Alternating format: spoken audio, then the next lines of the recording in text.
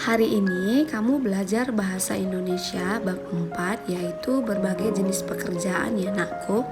Nah, supaya lebih paham, di bab 4 ini kamu belajar tentang unsur intrinsik dalam cerita. Apa sajakah itu unsur intrinsik? Coba kamu perhatikan supaya lebih paham. Oke, langsung saja nakku. Kita masuk ke pengertian unsur intrinsik cerita. Unsur intrinsik adalah unsur pembangun yang membangun cerita dari dalam. Berarti di dalam sebuah cerita itu apa yang membangun? Apakah yang harus kita gali dari dalam? Kamu perhatikan lagi ya. Oke, coba kamu lihat unsur-unsur intrinsik cerita itu terdiri dari satu tema, dua tokoh, tiga penokohan, yang keempat latar, yang kelima adalah alur, dan yang keenam sudut pandang, lalu yang terakhir adalah amanat. Supaya lebih paham, kamu perhatikan satu persatu. Satu, tema. Tema adalah yang membangun sebuah cerita. Tema umumnya bersifat tersirat. Artinya, kita harus membaca secara keseluruhan cerita supaya memahami tema sesuai dengan ceritanya. Nah, setelah kita baca, kita baru mengerti kesesuaian dengan temanya. Sekarang bagian 2 yaitu tokoh. Tokoh ini bisa kita bedakan berdasarkan karakter yang terlibat di dalam cerita. Nah, jadi berdasarkan keterlibatannya itu, tokoh ada dua. Satu tokoh utama, dua tokoh pembantu. Nah, tokoh berdasarkan keterlibatannya itu tadi ada dua. Satu tokoh utama. Tokoh utama itu ialah tokoh yang mendominasi cerita. Dan tokoh utama sering disebutkan atau sering muncul dalam sebuah cerita. Selanjutnya, tokoh berdasarkan keterlibatannya itu ada dua. Satu, tokoh protagonis. Dua, itu tokoh antagonis. Nah, di dalam sebuah cerita terdapat dua tokoh. Tokoh protagonis dan tokoh antagonis.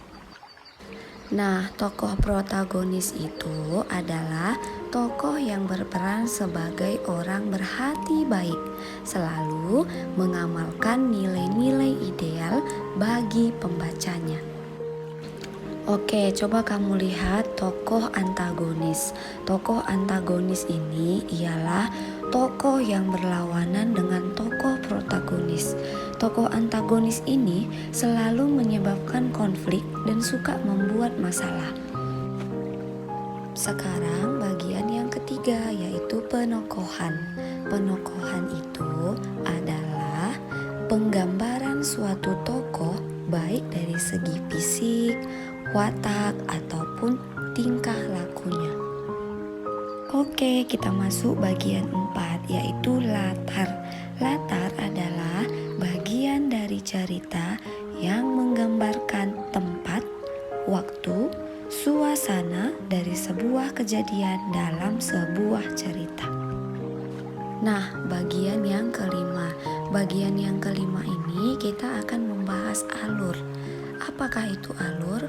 Alur adalah urutan peristiwa dalam cerita yang memiliki hubungan sebab akibat.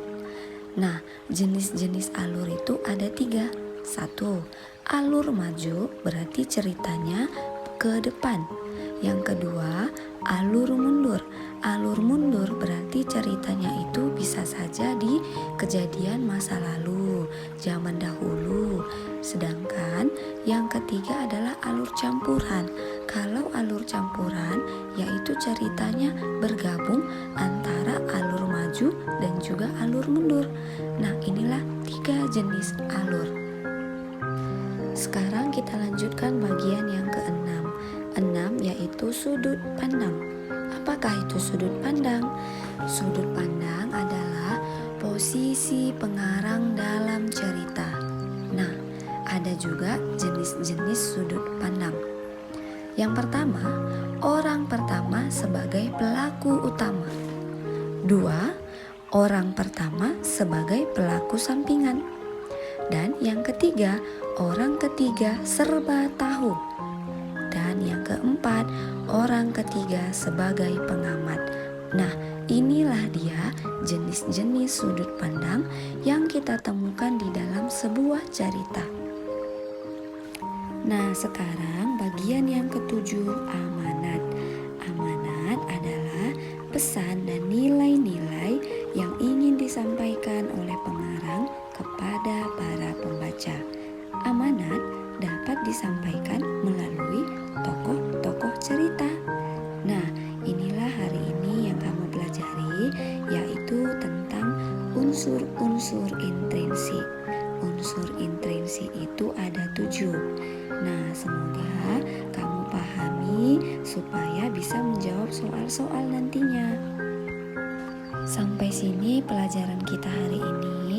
Ibu ucapkan terima kasih. Semoga kamu memahami apa yang Ibu terapkan di dalamnya. Bye-bye.